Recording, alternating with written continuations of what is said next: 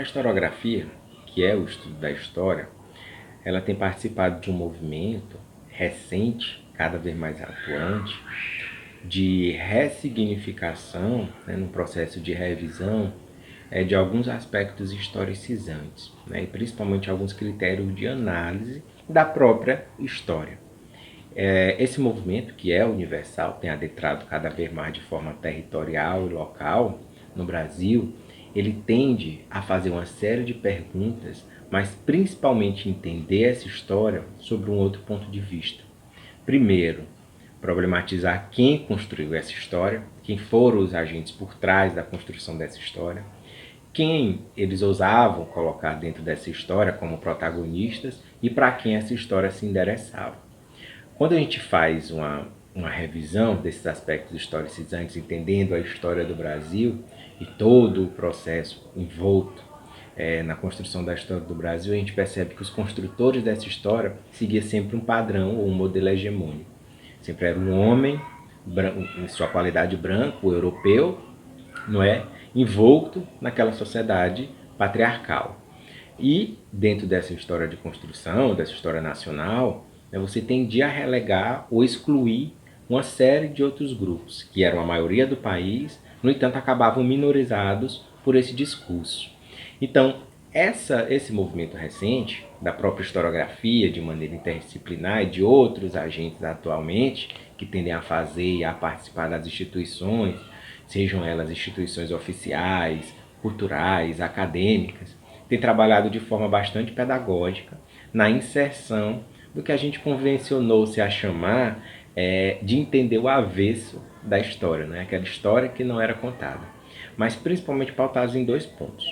O primeiro deles é entender esse levantamento de memória a partir da própria experiência desses sujeitos, desses novos agentes, né? que não são novos, mas dentro da própria construção historiográfica, dentro da própria tradição de escrita, de documentação, eles são recentes, que seriam os homens, escravizados, quilombolas, afrodescendentes, mulheres, indígenas, e homossexuais. E principalmente entender esses indivíduos, esses sujeitos, a história, o protagonismo desses sujeitos, a partir das suas próprias experiências, não mais pautados sobre um modelo hegemônico, que entra num outro ponto, que é fazer esse levantamento de memória, para a partir daí proporcionar uma ressignificação, ou entender, ou dar mais visibilidade desses aspectos historicizantes, embasados numa ideia que não seja padronizada, ou então uma ideia que não seja também tão genérica. Em que sentido? É você pensar, por exemplo, que antes da abolição, antes de 1888, 13 de maio, toda a população negra nacional, toda a população afrodescendente ou africana presente no Brasil, ela tendia a ser escravizada. E nesse sentido você acaba suprimindo ou até esquecendo os movimentos de resistência no Brasil, que sempre fizeram parte e pautaram a história do Brasil. Desde lá, um pouco depois do 1500, a segunda metade do século XVI, e toda a história nacional ela foi feita de manifestações, de movimentos sociais. No entanto, esses movimentos sempre suprimidos por esse discurso oficial e geralmente tendidos à ideia de ser relegados ao esquecimento.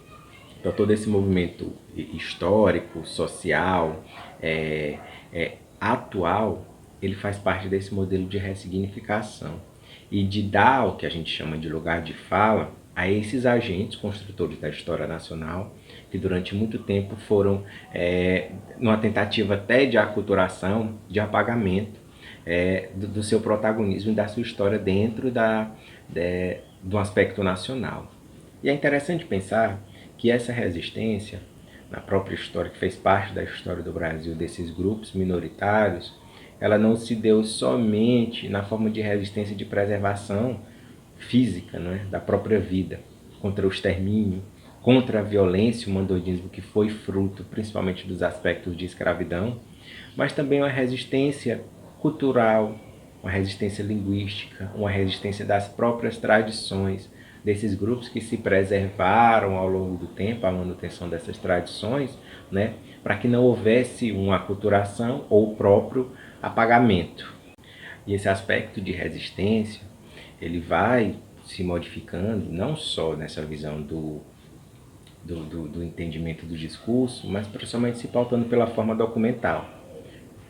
Você pensar de que forma didática ou pedagógica você vai tratar determinados episódios nacionais, eles também têm sido fruto desse revisionismo. Os quilombos, que são um exemplo máximo de resistência negra durante esse período, eles devem ser entendidos no aspecto de história nacional como guerras tão importantes como foi, no caso, a Guerra do Paraguai. Porque esses quilombos que eram essas fortalezas e que duraram muito tempo na história do Brasil, né, e que reuniram uma população muito grande, eles foram verdadeiras guerras e verdadeiros conflitos. E dentro desse aspecto dos quilombos ainda há a ideia também de interpretação de protagonismos.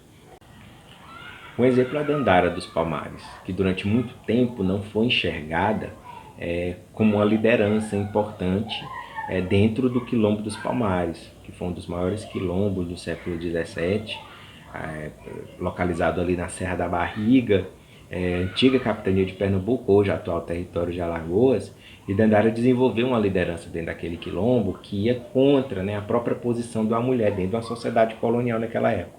E dentro daquele espaço, né, de resistência, né, daquela fortaleza, Dandara foi uma líder, né, que assumiu uma posição de frente no embate contra os senhores de escravos nas tentativas de destruição do Quilombo dos Palmares. Né? Então, durante muito tempo, a própria posição de Dandara, com protagonismo feminino, ficou à sombra da liderança de Zumbi, né? Dentro daquele modelo de resistência do século XVII. Um outro aspecto importante é entendermos o papel de algumas instituições nesse processo de resistência, principalmente ali desde o século XVII, XVIII, né, mais fortemente no século XIX. Você vai ter a imprensa como um papel de dimensão nacional sobre os acontecimentos. No século XIX, com a impulsão dos movimentos abolicionistas distribuídos em âmbito nacional, a imprensa ela vai ter um papel de criar uma rede, não é? Uma rede de informação. O que fez, por exemplo, com que o movimento abolicionista chegasse até regiões como no Norte, como no Nordeste, impulsionados por essa mobilização, né, por essa rede, e fizesse com que episódios e acontecimentos, né, passassem a ser enxergados também, e dar essa dimensão de resistência nacional. Você tem o que a historiografia trouxe à tona, saber de movimentos que aconteceram na região norte, por exemplo, do Amazonas, movimentos de resistência no século XIX, para acabar com a escravidão, de indivíduos particulares que organizaram motins. Você tem casos no Piauí, por exemplo, da própria ideia da documentação, em que ela vai impulsionar esse descobrimento de personagens, né? Como o caso da Esperança Garcia, no Piauí. E como ela, vários outros, né, devem acontecer. O caso mais notório talvez seja, talvez o mais reconfigurado na atualidade, né, no sentido de se criar espaços voltados para a memória daquele sujeito, como também criar dias especiais de homenagem àquele indivíduo e à própria documentação. É o caso do Dragão do Mar, Chico da Matilde, né, Francisco José do Nascimento, que foi uma liderança responsável pelo fim da escravidão na província do Ceará, 4 anos antes do 1888. Né, na província de Aracati, na região do Acarape, ali no Ceará, você vai ter uma mobilização de jangadeiros liderados por essa figura, participe ali da sociedade, né, um trabalhador, e que vai impulsionar a legislação com que o Estado promova a abolição 4 anos antes do 1888, né, do celebrado e do comemorado 1888.